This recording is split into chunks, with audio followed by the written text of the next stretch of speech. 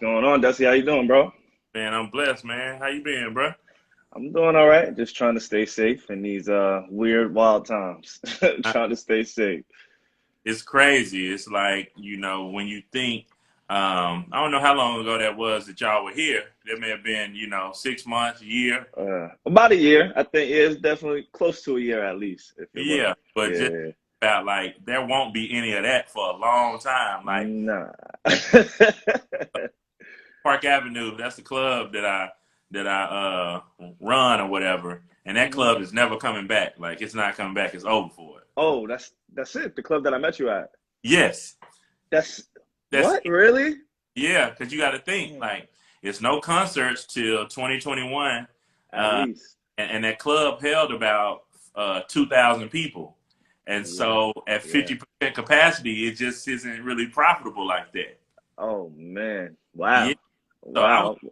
I was over there for about 5 years. Okay, yeah. So we had a good run, but yeah, that's pretty much it for that. That was a really nice vibe, man. Like that was probably one of the better clubs that I visited when I was out on Yeah, tour. So I'm sorry to hear that, man. Wow, man. But I know yeah. you'll bounce back. Look, You'll I was bounce back. waiting on y'all when y'all was recapping the weekend in Texas. Uh Was like, man, I hope they mention coming through Park Ave. huh. Yeah, man. That was a good time. That was a good time. Y'all showed a lot of love, and yeah, that was dope. Yeah, Sorry to well, hear it. yeah, for sure, man. So appreciate you for being on the Dessie show, man. Mhm. For the viewing audience who may or may not know, please tell them who you are and what you do, man. All right. My name is SaVon. I live in a podcast 24/7. I'm a contributor on the Joe Budden podcast, and I also host my own, which is the Need to Know podcast. I have a background in journalism, writing, broadcasting. I'm this new age media. I'm just trying to figure it out. I'm a part of it, and yeah, that's what I kind of do. Yeah, man. Like, I've been definitely paying attention to you and your work for quite some time. Thank you.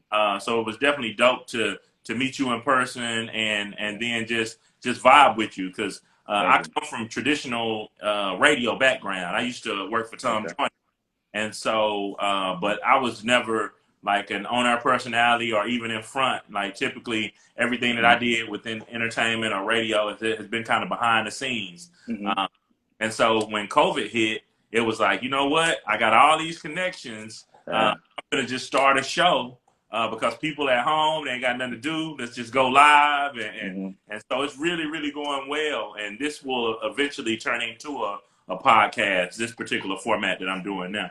That's dope. Well, you definitely got a lot of connections. So I see it. You be working, man. It's really inspiring. Like, I think you were one of the first people because, this is still very, very new to me. Yeah, Like, the tour that I met you on, that was my first, like, true tour that I did.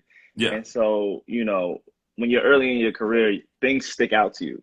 And yeah. you networking, once we, kind of linked up and, Right. followed each other, I kind of got to see and get familiar with you. Like, that was inspiring to me. So shout out to you, man. Like it definitely shows the Yeah. networking, the hustle, the new show during quarantine. Like, yeah, bro, that shit is dope.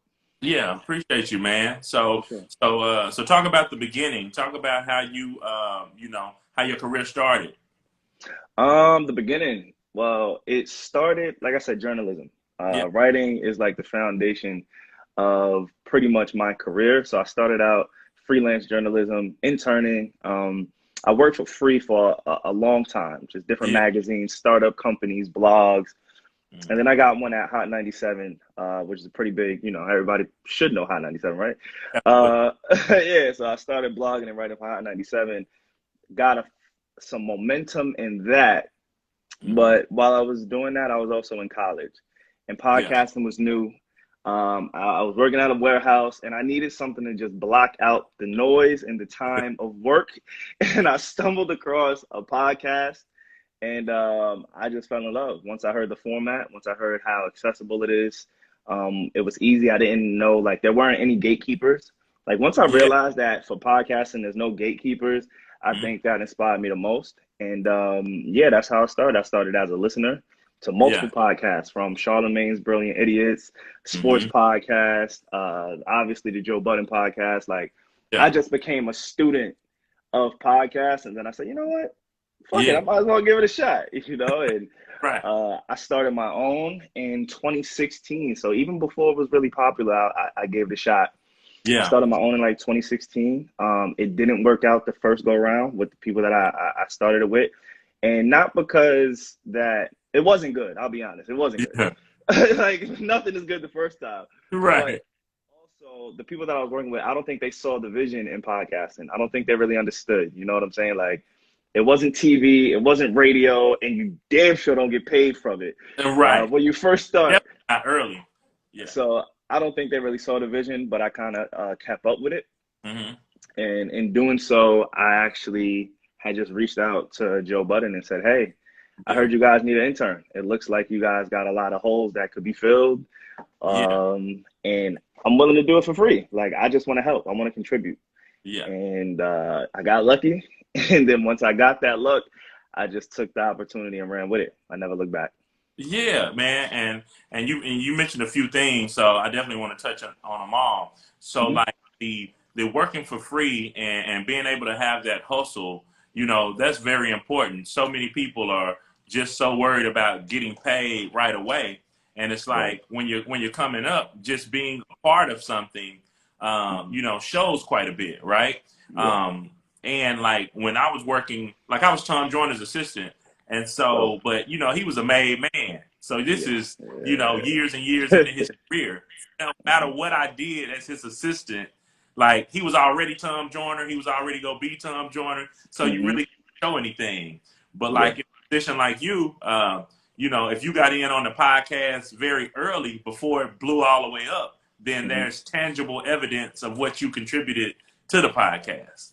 True. That's Yeah. true. I never looked at it like that. Like, but yeah, that's definitely true. I mean, I wasn't a day one, intern for Yeah. Joe, anything like that. Yeah. But I think anybody who paid close attention, you Mhm. could kind of see when certain things change as I kind of implemented myself and my skills and just effort towards the podcast.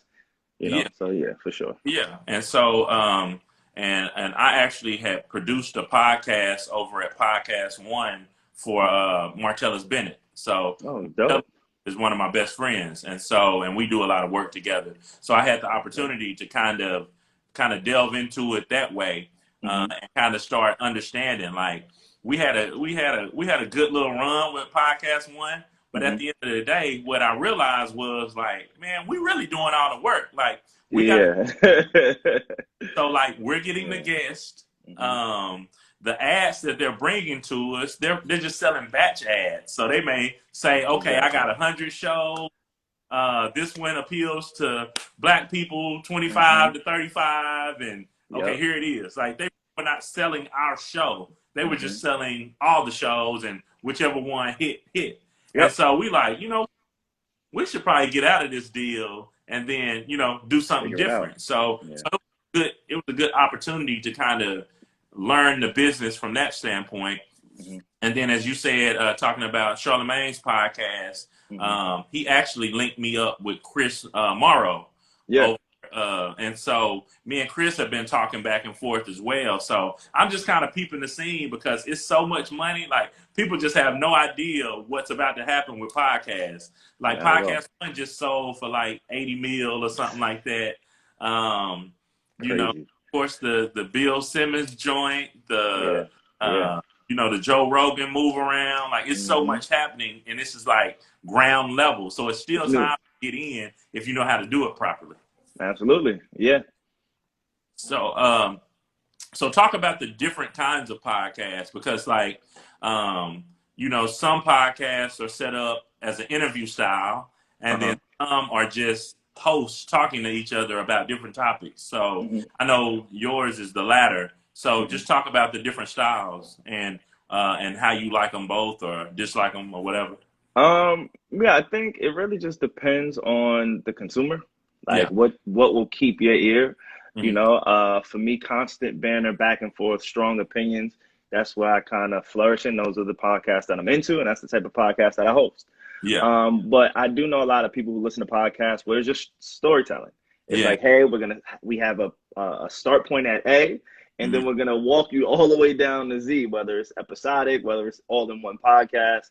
I Yeah. know the biggest genre in podcasting is criminal crime. Yeah. Crime podcast is the largest. So, you know, although we have the music, we have the society and culture, we have these different genres, is like the storytelling seems to be the one, or the mystery, or the ones where it's like, hey, I can get invested.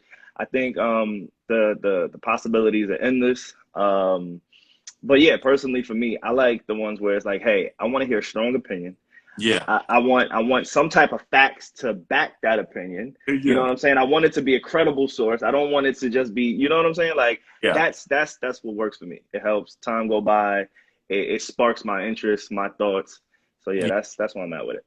Yeah, I'm really big in niche ones, just from a production side. So yeah, got it. My goal is to take my experience from working with Podcast One and also working in traditional radio with Tom Joyner. Like Tom Joyner, his show was the cornerstone of Reach Media, who did the deal with Radio One and had multiple shows up under the umbrella. So my goal is to start actual podcast network, but do them by a niche. So you take like someone that works in the liquor industry. Like people may not know the name Ken Austin, but Ken Austin is the one that did the Avion Tequila deal with Jeezy. He has the 12 deal with Conor McGregor. And so if someone in the liquor industry was to interview him, then everybody would know exactly who you're talking about, you know, and you could get ad revenue based off of the listener, you know, whereas some of the general you know, when you're just talking general things, if you're not a Joe Budden, if you're not somebody like you that already has the connections and a built-in following, then it's a lot more difficult to just start a podcast from scratch and say, okay, we're going to talk about pop culture. And it's like, well, what makes you an expert? Yeah. It's tough. Honestly, that was one of the bigger obstacles that I faced when starting my podcast. Yeah. Because again, I think being a side Joe, Rory Mal, and Parks, that gives me some credibility, you know, being a producer on that allows me to have a certain level of credibility that I didn't have prior to, which is why, you know, played a part in why my first go around that podcast and didn't work out. You know what I'm saying? Like, I understand that. And when people ask me like, hey, how do I start a podcast? I actually suggest what you just said, like find a niche topic, something that's very specific, that's going to cater to things that people aren't catering to. You know what I'm saying? Like, I think one of the beauty of the way that I've kind of approached it is that being so close to Joe, which is a massive podcast, and then going to do my own is like, all right, what can I do that's different? We may talk about the same thing, but we have different elements. It's different age. I also have a woman, so we get a female, a woman perspective on some of these topics. A lot of these topics, you need a woman in the room to check you, to correct you. You know what I'm saying? So just different elements along with the credibility is why I think, you know, my podcast is doing what it does. But I agree, the niche audience is kind of where you want to go if you're just trying to get, you know, your name out there. Yeah, and then you mentioned earlier that it takes some time to actually monetize a podcast and things like that. So just talk about staying consistent and staying down until you can kind of get to where it's profitable. Well, I'll say this. I'll say if you're not, or if you're looking to profit off of a podcast, you probably shouldn't do it. Like, I've been doing this shit for a long time. I've seen a lot of people do it, and the money is not there yet. Like, you know, you can take some ads, you know, here and there, but then it becomes, again, working with somebody who preaches integrity, studying these men. For me, I don't have ads on my podcast, and not because people aren't asking. You know, I have my email is flooded right now with people saying, hey, can we promote this on your podcast? We want to do this. We want to put that. But then it comes to like, hey, as a consumer, I don't like listening to a bunch of ads. So I'm going to, you know, sacrifice the money, the few $100s, $1,000, whatever it is.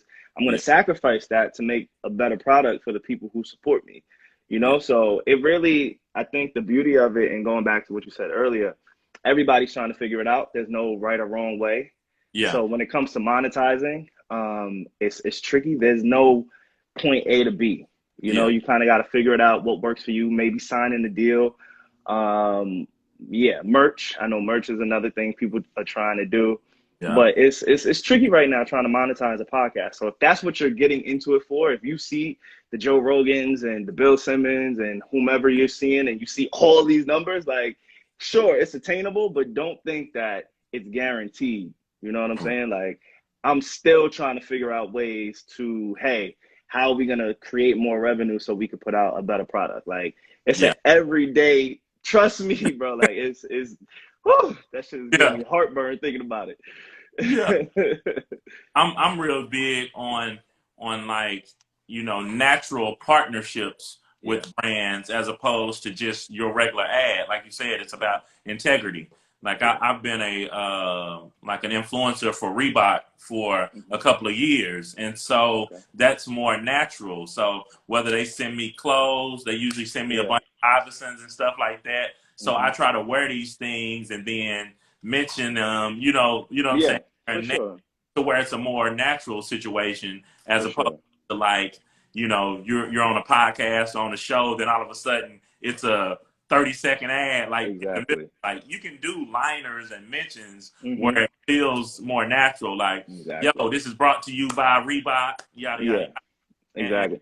and then also I'm working with Wingstop. So Dope. Stop has a big thing coming up because July 29th is National Wing Day or whatever, and Hmm. so we're getting ready to put some things together for a play like that. But Hmm. I always look at it like I love Diddy, right? Yeah. And but I feel like the difference between like a Diddy and a Jay-Z is that when Diddy has a brand or something that he's promoting, it Hmm. feels so natural. Like you feel like Diddy somewhere drinking Ciroc right now. You know, Yeah, yeah, yeah, Jay yeah. sometimes you feel like, man, do Jay even really drink Douce? Like Yeah. he ain't gonna wear them. You know I what I'm get it. I get it. And I think one of the things, again, going back to podcasting, because I can't speak to Diddy and Jay-Z just yet, but going back to like podcasting, you want to do things or promote or partner with people who you feel believe in you. You saying? know, like there's been a lot of times where I've approached the company and said, hey, these are my numbers right now. You Yeah, know, we're building, you know, understand that. And we have a lot of potential. Like, yeah, do you want to work with us? Because I use your product and I like your product. right. Right. And they'll dub it, you know, hey, sorry, right now is not a good time, this and that, whatever, cool. Yeah, Heard the spiel. A few months later, I get an email from that same company saying, hey, we want to partner with you now. You know what I'm saying? Like, you got to just do things that feel right, that you believe in. You can't just take everything that comes across your desk. I partner with a lot of brands who aren't established. You know what I'm saying? Like, hey, let me help you build your portfolio. For a yeah. long time, we partnered with a resume building company because Mm-hmm. it's like, hey, I know my demographic. My demographic is about maybe 18 to 35. People are always looking for jobs regardless, but Yeah, especially in that demographic, college students, kids going, leaving high school, all that type of shit. So we partnered with somebody who made sense, a resume building, you know what I'm saying, company. So yeah, definitely want to make sure you do it that way, in my opinion. yeah, absolutely.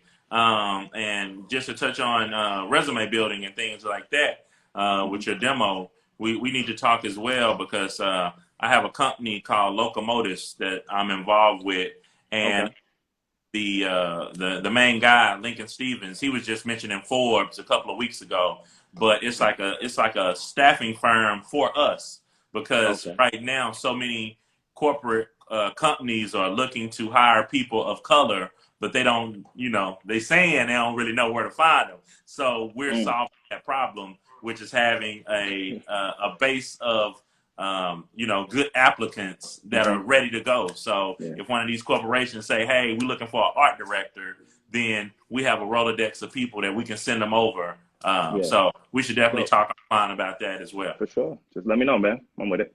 Yeah. So please talk about, you know, where you see your career going and where, and, you know, and what more do you want to do, you know, whether that's only in podcasts or whether that's outside of Hmm. podcasts as well.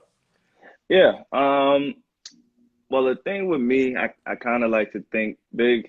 Uh, Yeah. so down the line, I'm looking in, you know, podcast networks, and I want to get back into writing. I started writing again. I'm doing a few articles and journal entries. So writing, I'm gonna get back into, take it a little bit more serious, get back to like kind of my first love in a sense. And I want to give opportunity. I want to give information. I want people. I want to help grow podcasting. I Yeah. feel like I've done a lot behind the scenes. I have a lot of knowledge. You know, I've been a fly on a lot of walls in some important rooms. You know what I'm saying? Like, Yeah. so I want to give that information at some point. You know, I want to help people realize, like, yo, you can do it. There Yeah. is a way to do it. You know what I'm saying? Like, I didn't grow up and just know some of the people that I know, like even Ian, who worked closely with Joe. You know, like Ian, Joe, these guys, they're mentors. Although they are, you know, entertainers, personalities, it's great, it's amazing. But behind closed doors, like those guys have given me information and access and freedom. You know what I'm saying? Like the social media stuff is pretty much me. You know, it's me and a few other people promoting. It's really just kind of crazy. So I want to give that opportunity that I was given at some point back. But I feel like I could do some pretty great things, you know, documentaries, docuseries. I want to eventually, you know, the Netflix of the world, the Hulus, whatever, you know what I'm saying? Like, I don't really limit myself to just podcasts. I feel like right now podcasting is a great stepping stone. It's something I'm proud to be a part of because I feel like I'm at the forefront of it.